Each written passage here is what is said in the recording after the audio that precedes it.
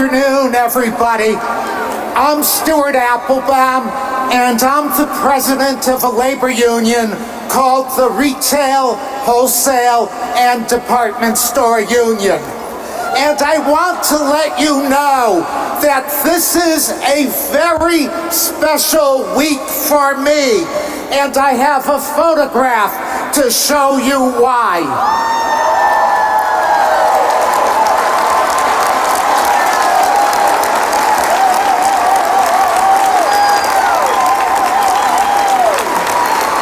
This past Sunday, at 66 years old, in New York City, facing the Statue of Liberty, my boyfriend, Michito Osawa, and I were married.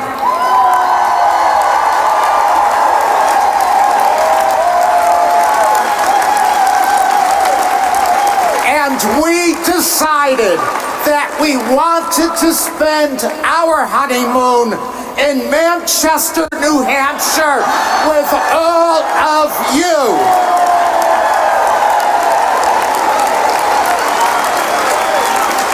Thousands of Democrats who are committed to taking back our country and reviving our nation's historic journey towards justice and equality for all.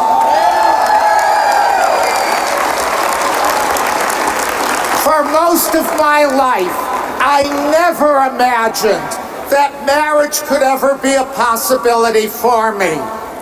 The year I was born, the American Psychiatric Association declared that homosexuality was a mental disorder. I grew up being told that being gay meant you were sick.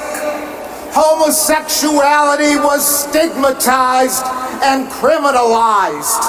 And that didn't begin to change until I was in college, when the APA declared that homosexuality was no longer a mental disorder, but was simply a sexual orientation disturbance.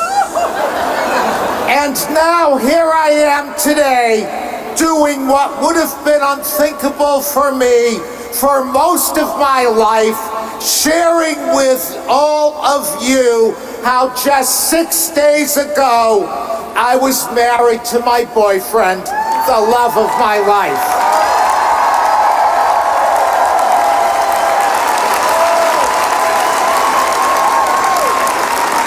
I am still amazed, but for me, there are several lessons from this.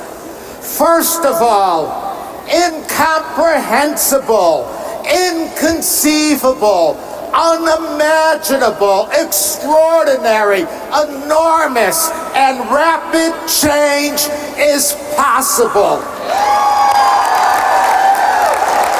And this is not just true for the LGBTQ community, but it is true for everybody. And secondly, the LGBTQ community did not make it happen by ourselves. We had allies and supporters who believed in our cause. And just as others supported us in our struggle, we need to support them in their struggles as well. Because justice is indivisible. You cannot be for justice for some and not for justice for all. And that includes justice for poor people, for women, for communities of color, for immigrants, for the trans community, for every marginalized community. And it includes justice for working people. As the head of a labor union, I know that too many working people are struggling in this country just to survive. Even when the economy is supposedly doing well, it is not doing well for them.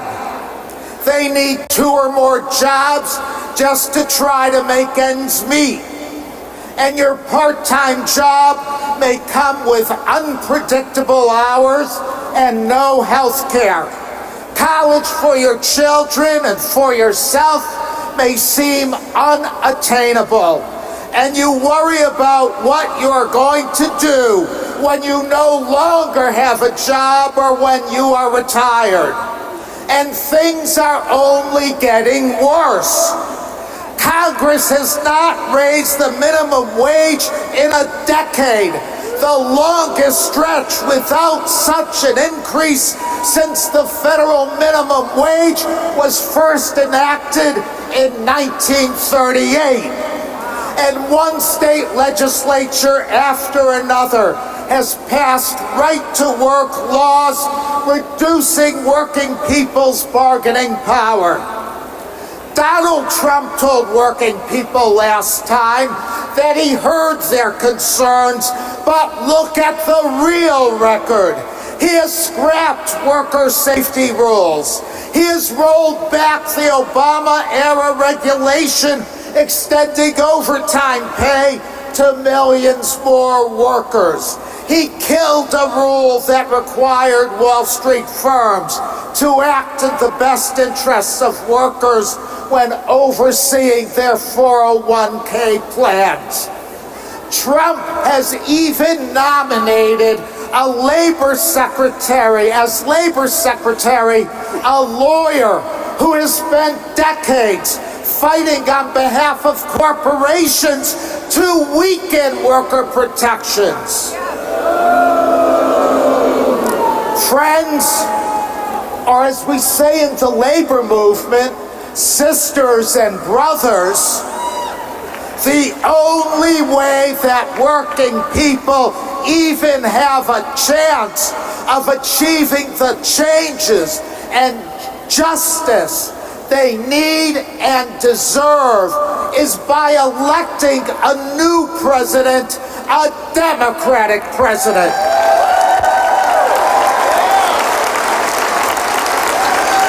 And that is why my heart overflows today to see so many of you here today politically engaged.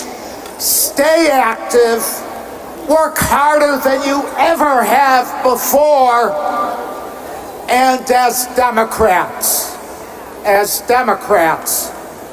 may we never lose our sense of outrage at injustice around us. Thank you all. Thank you.